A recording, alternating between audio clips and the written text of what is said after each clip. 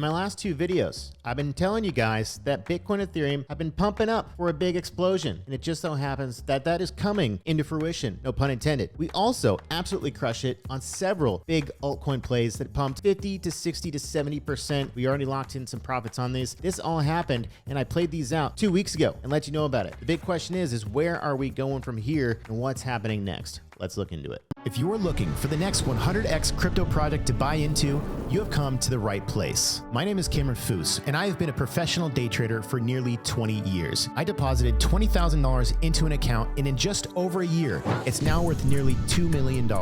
On this channel, I'm going to present to you the best altcoins to buy, such as getting into Mana before it ripped 595%, getting into Dogecoin before it ran 15,000%. So if you want to hear about all the best trade opportunities first, hit that subscribe button, and more importantly, turn on the notifications bell so you can get these time-sensitive trade ideas immediately when my new videos go live.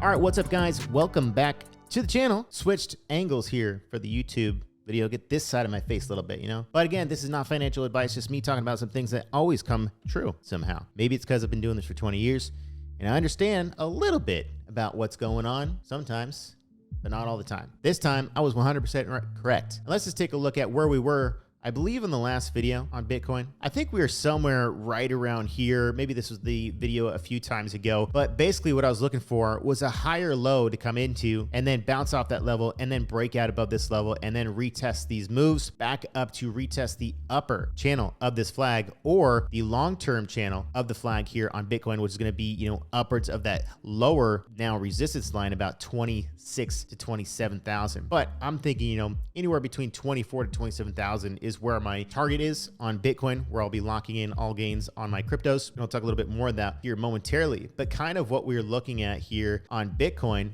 as this played out, and I actually kind of fucked this up because the CPI numbers came out and I started getting long, you know, here. I actually got long down here, took 25% off the table. And then I started adding more as we kept dropping. Problem is it dropped significantly more than I wanted it to go, right? So here I was like, okay, maybe we're gonna hit higher lows, maybe higher lows here. Ah, shit, we're starting to break down this flag potentially, right? And we've seen time and time again, every time that Bitcoin broke down these flags, it just ended up in the next carnage level here, also back here up on Bitcoin. As the flags break down, next leg down. The only difference here on Bitcoin is that we're now back at these 2017, 2018, and 2020 levels here of about 20K, which is obviously super significant in a psychological area where we could potentially bounce off of. And that's kind of what I was hoping for, but a breakdown of that next flag, which we've seen multiple times here, the flag break is not a move you can ignore. So as of right here, moving into the CPI numbers, the CPI numbers is the consumer price index, basically telling us what the inflation numbers are, and the numbers were either going to be good or bad. And it just so happens that the numbers were actually bad. The market reacted to it with an initial sell-off and actually stopped me out, unfortunately. And as I said in my Telegram group, prior to these CPI numbers, I had actually been buying into Mana. I was buying into a bunch of stuff because I was expecting a bounce off these support levels because I was bullish on the market, expecting here. But as CPI numbers came down, we actually started breaking down heavily below this, of which, you know, it didn't break down below any of these levels, but I didn't want to mess with, okay, what if it does break this down and I'm long heavy, and if this eats shit, I'm gonna get screwed over. So I sold everything after the CPI numbers were poor, and I got out just to protect myself. And I said, listen, I stopped out to reevaluate the aftermath. So I had to take some losses there here on Bitcoin. But then the next day I got right back into a bunch of different plays, and then Bitcoin started ramping up, and now we're back up on these all-time highs. And if you remember the previous videos, the revival pattern that I was looking for on Ethereum broke out nicely here on ETH, right? We can see the lower flag forming up, horizontal neckline here of the triangle, just shredded through it after the merge on Ethereum. And now we're actually breaking above the flag here on Ethereum. Next up for Ethereum is going to be about 18,000 or 1,800, 1,700, right around here. So that would be my target for Ethereum. My target on Bitcoin is about 24 to 27, anywhere in that range. And if that happens, I have some altcoins in play that are going to absolutely shred. We'll talk about the current plays that I've already locked in some gains on and continue to hold. So let's just take a look back to July 13th. I even posted this on Twitter and also posted this way before this in my Telegram group. If you're not in the Telegram group, you get my buys, my sells, stops, target levels for all my plays in real time as they come out. Links below. Join my Telegram group. There's almost 3,000 people in there. I also post some things on Twitter. As I said on July 13th, which was, today's July 18th. So this is the chart of the day. I said if the CPI numbers don't collapse the market today, this is probably my favorite chart setup we are seeing in the markets right now. If the pattern breaks through, we're going to see a 100% gainer. Short-term move, which would be about 42 to 49 would be 100%. If we look now to wild here, we are now currently just ripping here. We made a high from my entry of about 63%. It already hit my first profit target. I've already locked in 25% gains, but I'm looking for the big juice here up to 42 to 49, maybe even higher. On wild, we're up 11% today, bouncing off these lows, so definitely still bullish. But basically all that I was looking at on here for wild was this revival pattern breakout. We can actually rewind here back to this day, and this is kind of the first initial bounce hitting the higher low, and then we have the incoming trend. The lead-in trend is very, very bearish. If we look at wild, this thing has been absolutely demolished. It's actually a really cool metaverse project. We actually made a 200 to 300% gainer on that first run up previously, and now we're looking for the revival pattern coming in. We had the first initial push here on Wilder World, and this is when I kind of started looking at it. Okay, retesting resistance levels, coming back down, finding support. Now we have a higher low. Then I was looking for another push up and then another low, and then that's when I would see a potential position form up. Exactly what we saw here. We saw a huge spike in volume, of which this was when I was first initially getting in. Also, once I saw the increase in volume, and then we came back down, and I actually stopped out after the CPI numbers came into play right here, and then I got back in up here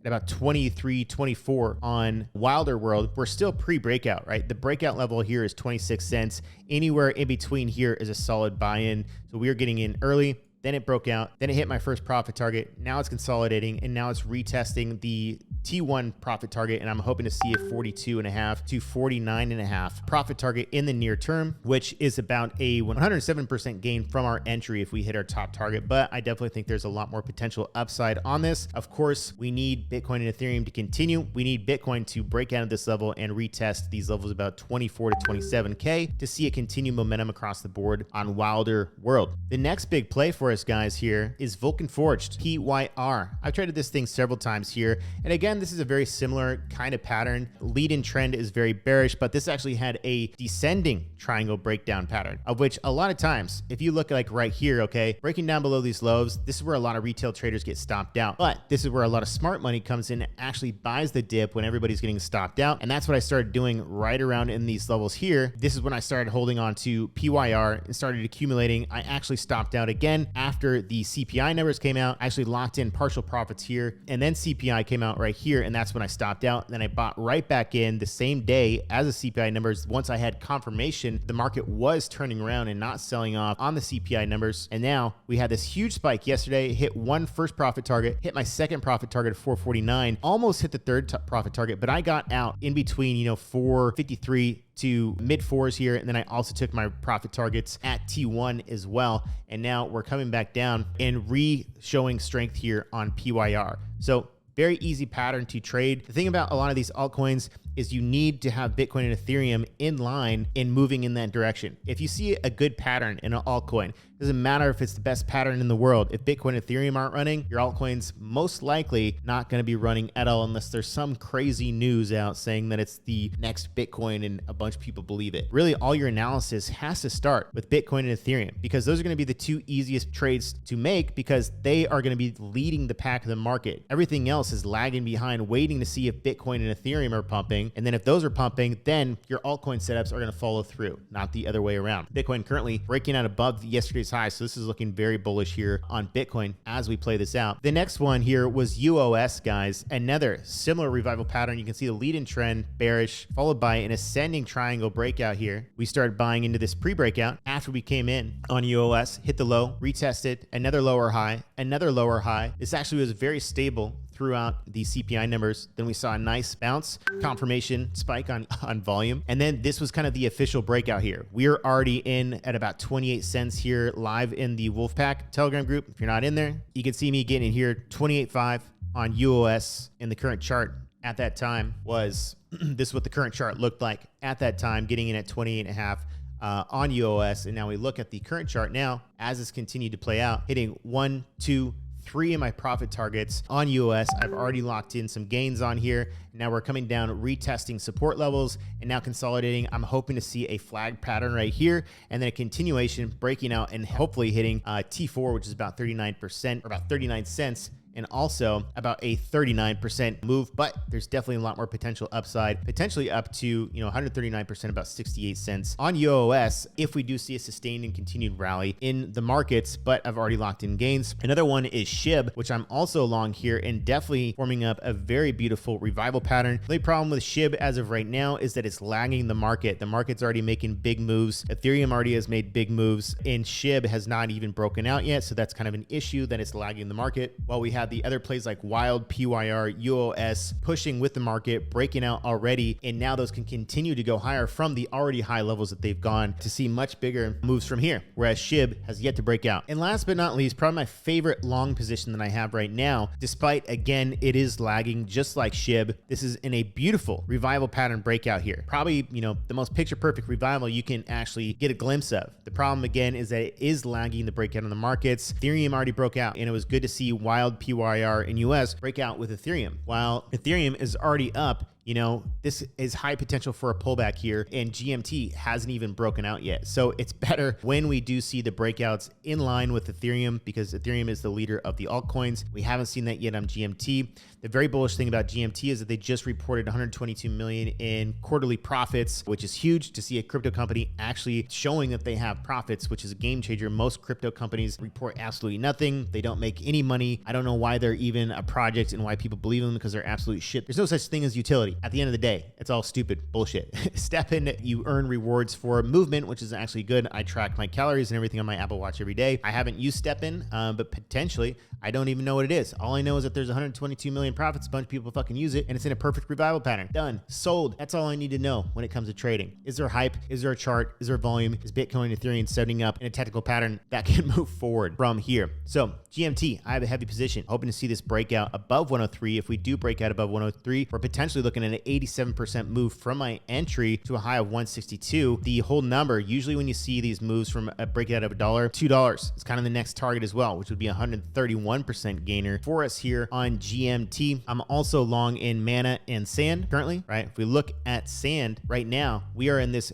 very long-term bearish channel here, getting ready to break out above the symmetrical triangle. If we get a breakout above this level and this long-term bearish trend, we could see a significant move to the upside of a potential 107% from our current entry at about 115 on Sand. Same kind of pattern here on Mana, but the actual descending trend isn't going to break out until about 122. So that's about where my top profit target is, about 134. These previous highs, I'm currently long on Mana. Overall, guys, very bullish looking movements in the markets as of right now. All right, guys, so you might be thinking, Cam, you sound so bullish, which is false. I'm bearish in the markets. I think we're going lower. I think we're going to 9 to 12K. And what I think is going to happen here is we're going to run up, hit these resistance levels, and then after that is when we're going to see the big slam, bam, wham, thank you, ma'am, down to 12, potentially 9K on Bitcoin, back into these ranges here. And I talk about this on Twitter and said, here's what I believe to be a probable scenario. Stocks are going to push, which they then did push. BTC is going to short squeeze to 25 to 26K, test the bear channel resistance. Then next quarterly earnings for stocks are going to be shit. Stock market's going to crash, what's then going to lead to crypto to crash. We're going to see more bad data come out, more Chapter 11 bankruptcies, and the NFT floors continually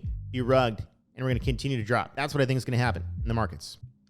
So lock in gains on the way up, guys. You can see I just locked in 25% on these futures positions. My big trades that I have right now are some of them are 6-figure positions in Wild, UOS, Step in. I'm going to be locking in gains every chance I get. Okay, so take advantage of this short-term pump that we're going to be seeing here in the markets, lock in your gains, and then potentially look for a potential another short position if we do see that massive big dumpy. Also look out for the next quarterly earnings for stocks. They could be bad. We could be seeing a bigger slowdown in the economy, decreased GDP numbers across the board. So be careful out there. I believe this is just going to be a short-term squeeze, just a technical bounce on the markets before we head lower. But I could be wrong, and I'll play the charts whichever way they tell me to go. Anyways, that's a wrap for today. Like, comment, subscribe. Want to get in my Telegram group?